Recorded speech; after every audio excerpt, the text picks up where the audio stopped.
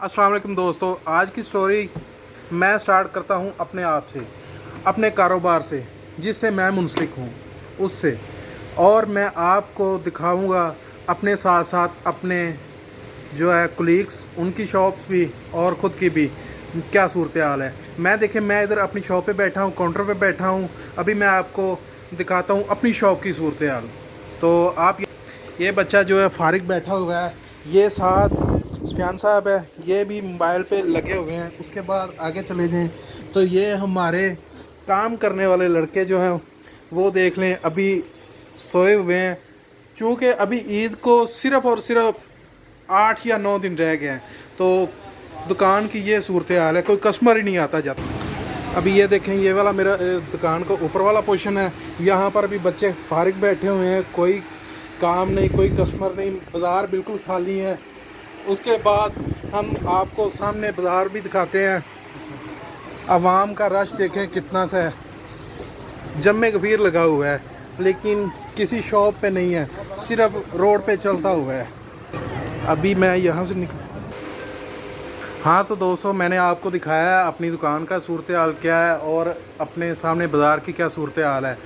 अब इसमें एक पॉइंट है, वो ये है कि अभी देखें ईद को 8 दिन रह गए हैं और बाज़ार में कोई गाहक नहीं है, रश नहीं है, कोई काम धंधा नहीं है। लोगों के पास पैसा नहीं है, महंगाई इतनी है, लोग महंगाई की वजह से इतने पिस चुके हैं कि वो जूती और कपड़ा तक नहीं ले रहे। उनका घर का राशन पता नहीं कैसे पूरा हो रहा है। तो खुदारा मैं अपने हुक्मरानों से कहूँगा कि खुदारा अपने गरीब के, अपने मुल्क के गरीब के ऊपर कुछ ख्याल करें, रहम करें, मेहरबानी करें, ताकि कुछ ना कुछ गरीब का भला हो सके।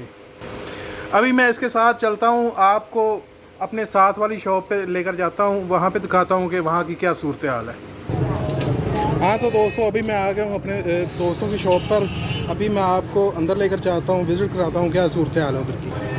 ये रहे दोस्तों, ये सारे दोस्त बैठे हुए हैं, कोई गाहक नहीं है, कोई काम नहीं है, बिल्कुल फारिग बैठे हैं। यहाँ पर भी ऐसी सूरत हाल है कि सारे बंदे सोए हुए हैं। अभी ईद को 10 दिन रह गए हैं और कोई काम नहीं निकला।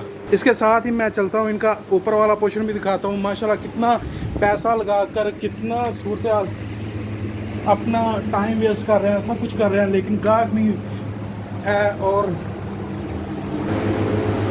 ये देखें, ये भी पोर्शन बिल्कुल खाली पड़ा है, बिल्कुल ना होने के बराबर है ही नहीं, बल्कि कोई भी। ये देखें, अभी जो बिजली के बिल हैं वो आ गया, उसके बाद बच्चों का खर्चा है, वो सब कुछ हम लोग अपने घरों में से ला कर दे रहे हैं। दुकान का किराया जाता है, वो सब कुछ हम अपने खुद से कर रहे हैं। ये देखें, मेरा प्यारा सा भाई, मेरा कोलीग्स और मेरा बहुत अच्छा दोस्त भी है, इनकी शॉप्स है, इनसे हम पूछते हैं कि क्या सूरत हाल है इस महंगाई में। अवाम अभी जो चूँकि ईद को 10 दिन रह गए हैं, तो अवाम क्यों नहीं आ रही, क्या कहते हैं, इनका व्यूज़ क्या है, इसके मतलब हम पूछते हैं इनसे। जी, तो दोस्तों हम नईम साहब से पूछते हैं कि अब ईद को चूँकि 10 दिन रह गए हैं, तो क्या सूरत हाल है, काम की क्या सूरत हाल इनको नज़र आ रही है, क्या बनता है काम का। जी नईम साहब बताइएगा। काम का सबसे पहली बात तो यह है कि जब तक मईशी जो पॉलिटिकल जो स्टेबिलिटी नहीं आएगी, उस वक्त तक मईशी स्टेबिलिटी नहीं आएगी। उसके लिए सबसे बड़ी बात यह है कि किसी भी यानी कि कोई भी गवर्नमेंट है वो यानी कि अपनी